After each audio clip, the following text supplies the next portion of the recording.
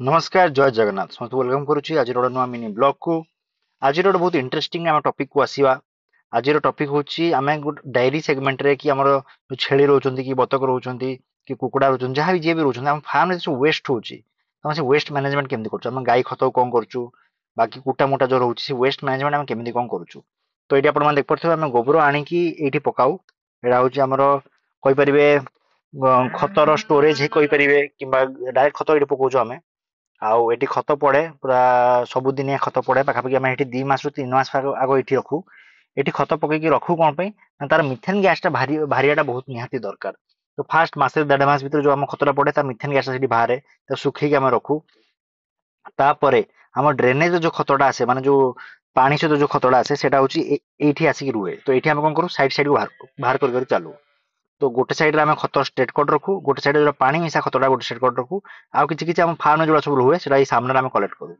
तो ये आप देखते घास या काले गोटे बढ़िया ब्लॉग मुझे आनी घास कुटा भल ब्लॉग आनी। तो यहाँ आप देखिपे तापरे आमर आउ गोटे बड़ आस्पेक्ट आम फार्म जो आगु वीडियो देखिए जानी थे कि आमर हूँ नेक्स्ट आस्पेक्ट बड़ आस्पेक्ट हूँ फार्म रे vermi compost.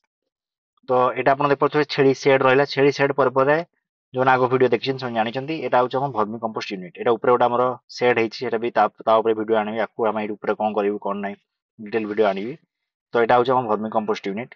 Vermi compost unit रे आम खतर मैनेजमेंट को चेष्टा करूँ सल्व करने मैक्सिमम 70% खत मैनेजमेंट ये आमर हो जाए।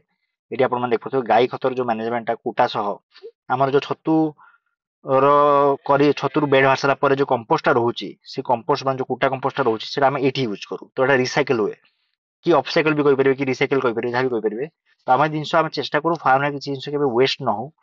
तो छतुरु आसीगला कंपोस्टा या ऊपर मल्च हो गला मल्चिंग करागला घोड़ाई गला। आउ या भितर रहीगला गाईर खत आउ आकु देख पारे जगह अच्छे पूरा आम वर्मी कंपोस्ट आगे आकु आकु आगे आगे चलू।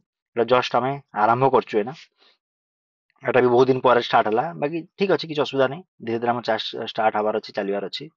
तापर एटा नेक्स्ट आस्पेक्ट होची हमर जतले हमर बतक पानी हो बतक वेस्ट पानी हो कि छेली मान वेस्ट जो धुआ धुई हुए जो पानी हुए से पानी ड्रेनेज है आम सीधा छाड़ देचु हम बिल को।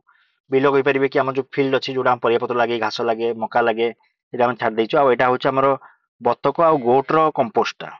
तो ये भी गोटे बड़ आस्पेक्ट एटा भी आम आमर बिलरे दे पारू आम जो परिया चाष करूँ अर्गानिक परिया चाष करूँ से यूज कर पारू। तो ये आप देखते कि पूरा भेदेकी अच्छी कि पूरा खत भेदेकी अच्छी ताठू खरा दिने से गोटे बड़ कथा।